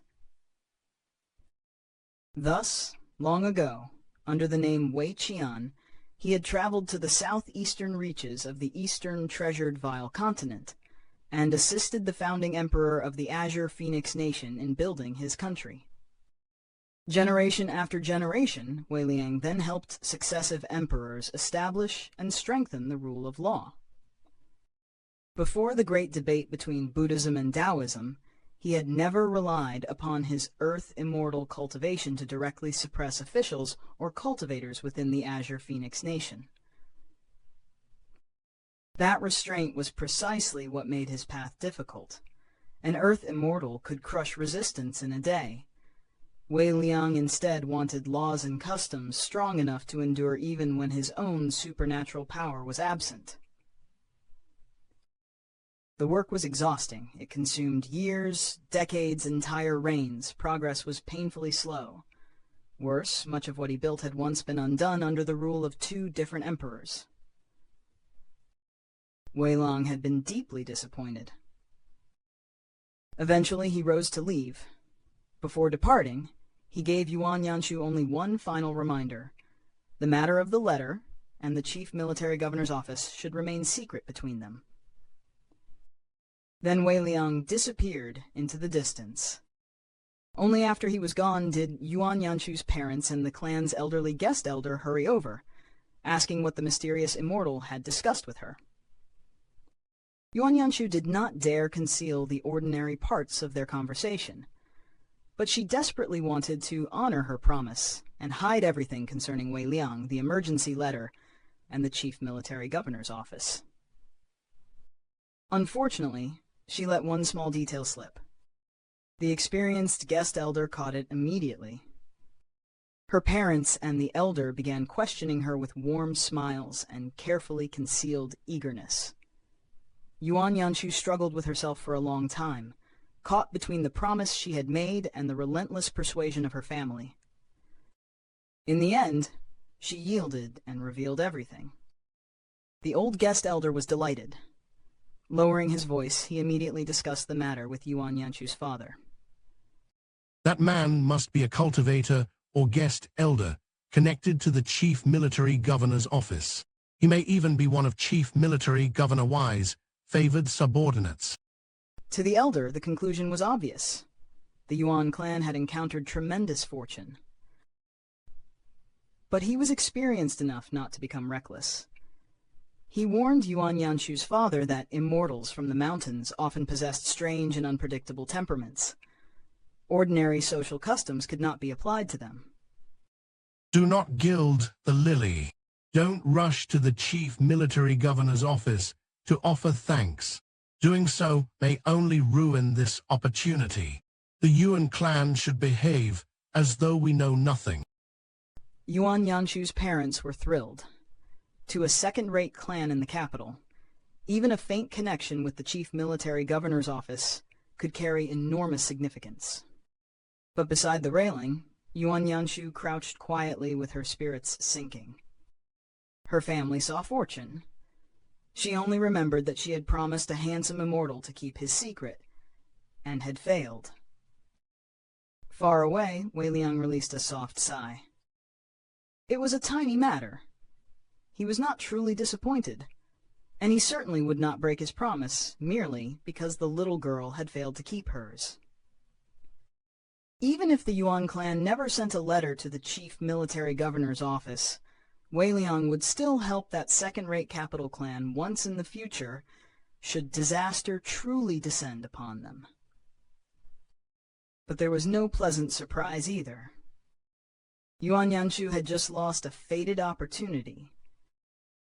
Had events unfolded differently, that opportunity might have opened the gates of cultivation before her and allowed her to step onto the mountain path. And this is where the scene becomes far more bittersweet than it first appears. Her family believed they had gained a connection to power, yet without realizing it, their excitement had helped close the door to something far greater. Even so, Wei Liang understood that losing this opportunity might not necessarily be a tragedy.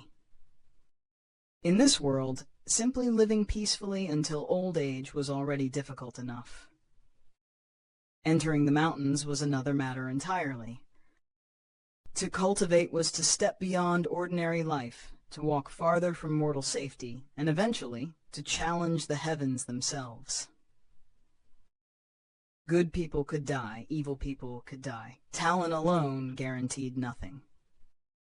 Those who stepped onto that road without a sufficiently strong resolve often met miserable ends. Perhaps Yuan Yanshu had lost the chance to become an immortal, or perhaps, without knowing it, she had been spared from a road where every step toward the heavens demanded a price. In the jianghu of Unsheathed, even a missed opportunity can carry both regret and mercy. Back aboard the immortal ship, Chen Ping'an took Pei Qian by the hand and returned to their room. The turmoil in the corridor had already faded behind them. Yet something unusual happened the moment they settled down. Master Im going to transcribe an extra 500 characters today. For Pei Qian, volunteering for extra transcription was rare enough to border on miraculous. Chen Ping'an naturally did not stop her. He only reminded her that today's extra work could not be used to reduce tomorrow's quota. Of course, I know that. She straightened proudly, placed the miniature yellow gourd beside her hand, dipped her brush, and began writing. Across from her, Chen Ping'an opened a legalist text he had purchased according to Kui Dongshan's advice. The book itself was neither rare nor precious. It was merely one of those proper foundational scriptures from which generations had studied the principles of the 100 schools. Lu Tai had once spoken to Chen Ping'an about reading. One should first range widely through many books, then gather countless branches back into a few shared roots. One should follow clues, trace causes, and gradually uncover what lay beneath the words. Chen Ping'an's approach to cultivation had always been like this as well. He rarely chased dazzling techniques, merely because they were dazzling. Whether learning fist techniques, drawing talismans, or reading books, he preferred to build a foundation first, and only then pursue the deeper truth. Nor did he believe that the 100 schools were uniquely chaotic because of their countless scriptures. Confucianism, Buddhism, and Taoism themselves possessed oceans of texts, yet only a small portion were truly worth reading again and again. Fewer than 50 books, perhaps, could serve ordinary people throughout an entire lifetime. Thus, Chen Ping'an had chosen only 3 legalist books, carefully checking each edition to ensure that printing errors had not corrupted their meaning. Yet while his eyes rested on the pages, part of his mind remained on Pei Qian. What pleased him most about the earlier incident was not that she had endured humiliation, nor that she had obediently remained quiet afterward. It was what she had done immediately after making a mistake. She had apologized sincerely to the burly martial artist. That single reaction mattered more to Chen Ping'an than any forced display of obedience. After Pei Qian's narrow encounter with Lu Qingfeng's ox-drawn carriage, he had tried to teach her what sincerity meant. Now, without being ordered, she had begun putting that lesson into practice. The Pei Qian sitting before him was already far removed from the child he had first encountered in the Lotus Flower Blessed Land. During today's disturbance, one thought had remained firmly in her mind. She still had characters to transcribe. At the very least, she had not spun around on the spot and loudly cursed those people to suffer miserable ends. Pei Qian, were you angry when that man grabbed your head and almost threw you aside? Her brush continued moving as words suddenly poured out of her mouth faster than ink flowed across the paper. Her brush continued moving as words suddenly poured out of her mouth faster than ink flowed across the paper. On the way back, I cursed every one of those 8 baddies in my head. I even gave each of them a different ending. The man Master punished could trip when he leaves his room, fall straight off the immortal ship, and land with a splat. And that stinky woman with the big eye bags, that old cook's face-reading tricks, would definitely notice she could quarrel with someone and get slapped until every tooth falls out. Then there was that fellow with the pointy mouth and monkey face. He could eat something bad, find no doctor aboard the ship, and roll around wailing in pain. Only then did Pei Qian realize what she had been saying. Her brush halted. Her entire face tightened with the misery of someone who had just walked voluntarily toward punishment. Master, whether you knock my forehead or twist my ears, just choose whichever you want. Chen Ping'an did not become angry. Instead, a smile appeared on his face. Then what if? Pei Qian snapped upright before he could finish. Don't worry, Master. I was only imagining those things to entertain myself. Even if I learn the greatest sword technique and the strongest fist technique in the world one day, I won't really bully them if I meet them again. At most, I'll kick them away like Master did today. Pei Qian immediately put on her most righteous expression. Pei Qian immediately put on her most righteous expression.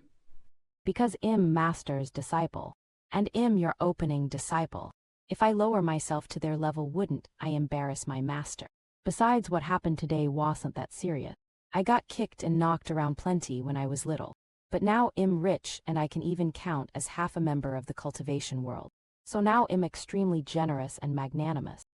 Her reasoning was still childish, half genuine virtue and half proud imitation of her master. Yet that itself showed her growth.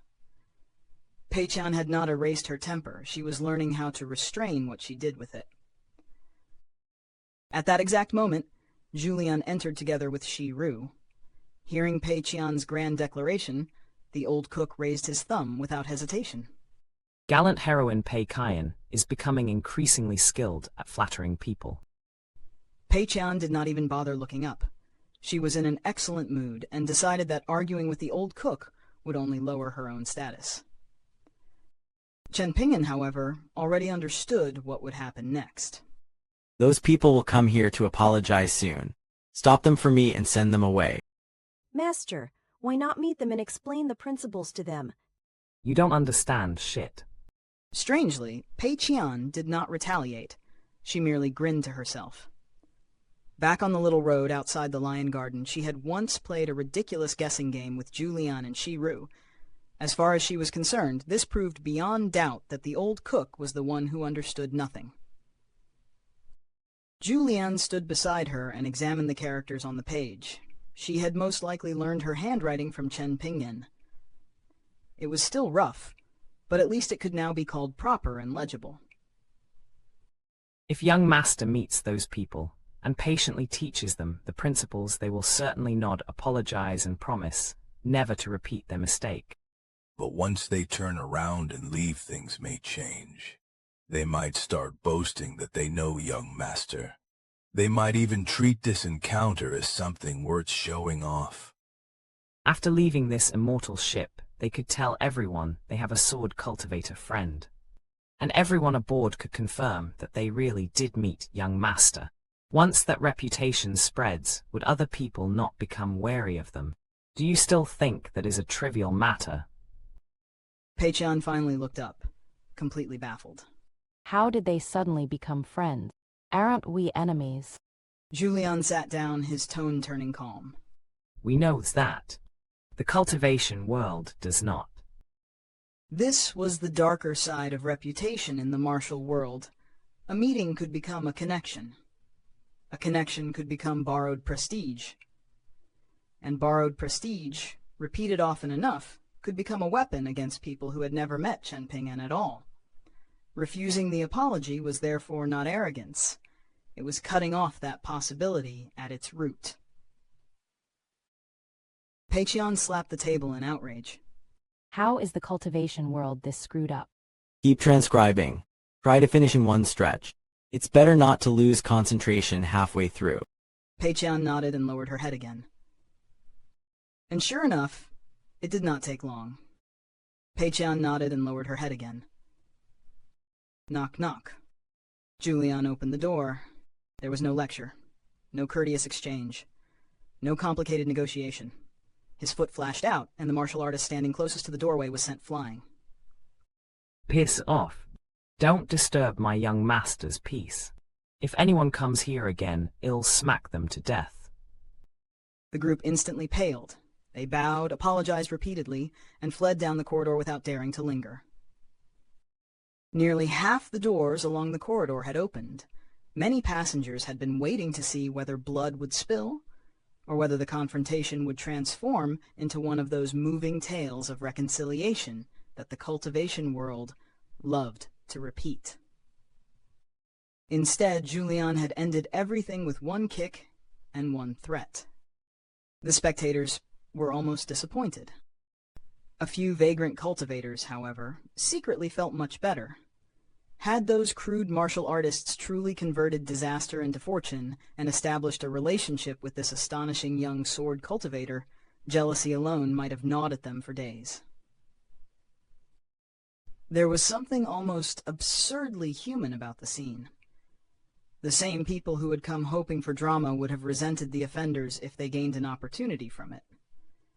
Jianghu was not shaped by swords alone. Envy, rumor, vanity, and borrowed status could be every bit as troublesome.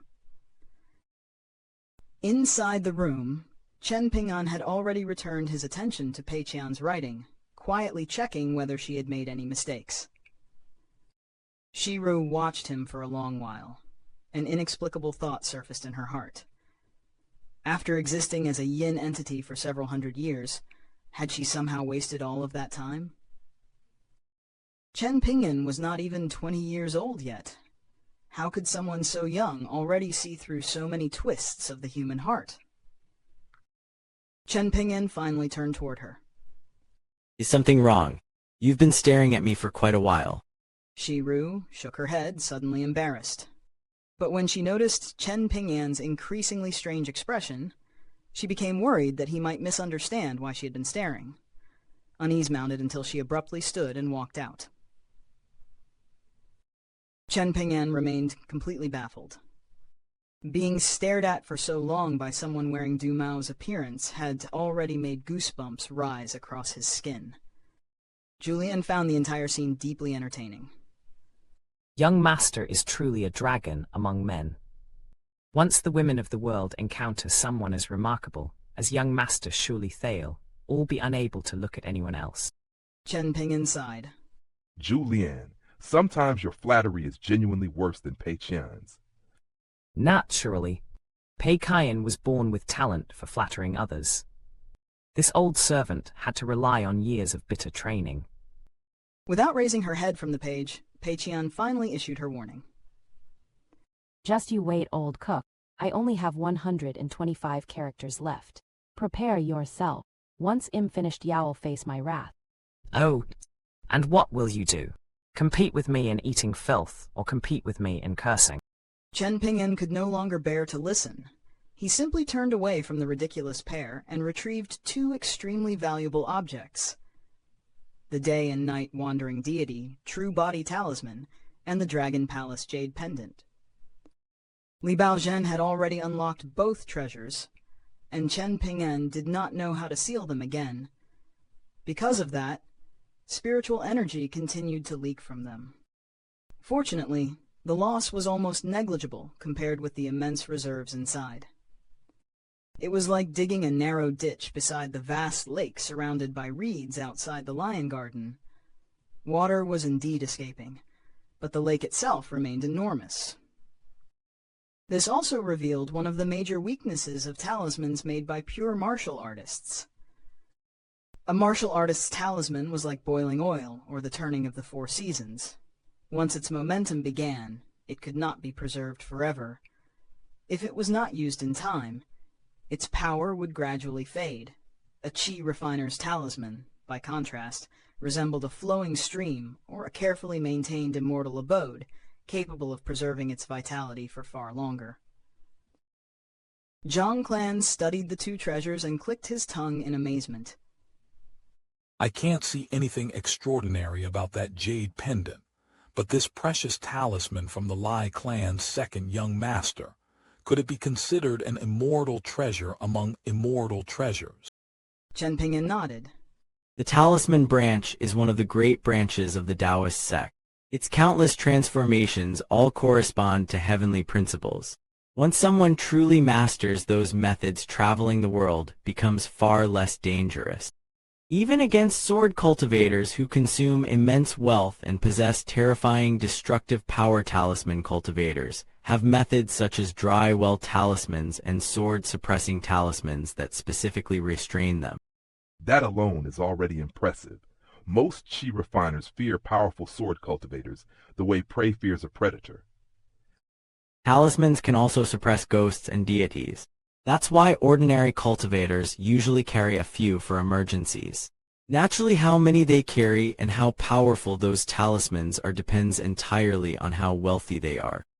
This was one reason the talisman branch could occupy such an important place within Taoism.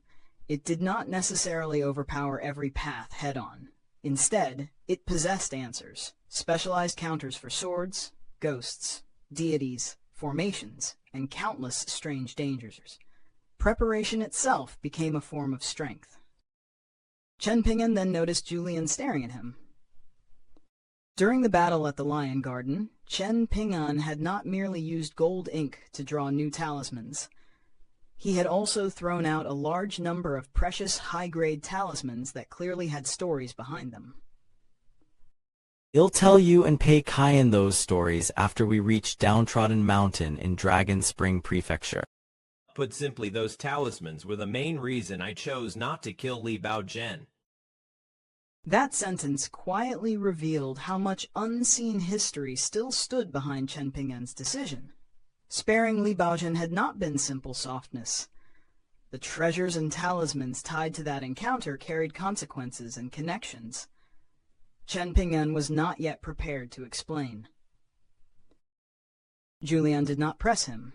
Instead, he rubbed his hands together, his attention shifting to something far more enjoyable. Young master, why not give this old servant another chance to serve as your training partner?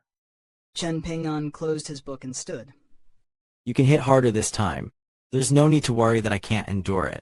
You never saw how I used to spar. If you had yowed, understand that Zheng Deifeng was genuinely going easy on all of you at the Dust Medicinal Shop in Old Dragon City. To borrow your own words, he was being as gentle as a man carefully drawing a woman's eyebrows. Zhu Lian smiled. So that's how it was. I did feel rather unsatisfied back then, but with Sui Yaobian present, complaining would have been inappropriate. By now, Pei Qian had finished all of her transcriptions for the day.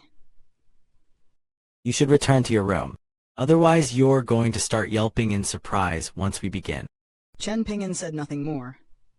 He took out a cleansing talisman and attached it to the wall. Chen Ping'an said nothing more. He took out a cleansing talisman and attached it to the wall. Then the sparring began. Fists tore through the air. Footwork shifted across the room. Each exchange carried enough force and precision to make the surrounding atmosphere feel tight as a drawn bowstring. 15 minutes later, Pei Qian had not thrown a single punch, yet she was already drenched in sweat merely from watching. The intensity was far beyond what she had imagined. For Chen Ping'an, this was training. For Pei Qian, it looked suspiciously like voluntary suffering. The glamorous dream of becoming a peerless expert suddenly acquired a price tag, and that price involved far more pain than heroic novels usually bothered to mention. She quietly retreated to the corner, opened Chen Ping'an's bamboo bookcase, and took out her precious treasure box. If becoming a peerless elite meant practicing fist techniques like this, Pei Qian decided that perhaps the cultivation world simply did not exist. There was no cultivation world, no terrifying training, no need to suffer. She could simply read about that mythical place in novels instead. Meanwhile, Chen Ping'an continued trading blows with Zhu Lian while wearing his Dao robe, golden sweet wine. At least the treasured robe saved him considerable trouble as the sparring grew increasingly fierce. And beneath the humor of Pei Qian's retreat lay the chapter's quiet contrast. True strength in the cultivation world was not built from reputation, borrowed connections, or grand words. Whether reading scriptures, teaching a disciple, mastering talismans, or tempering one's fists, Chen Ping'an kept returning to the same road: foundation first, discipline second, and only then the power to stand firm when the world became unreasonable.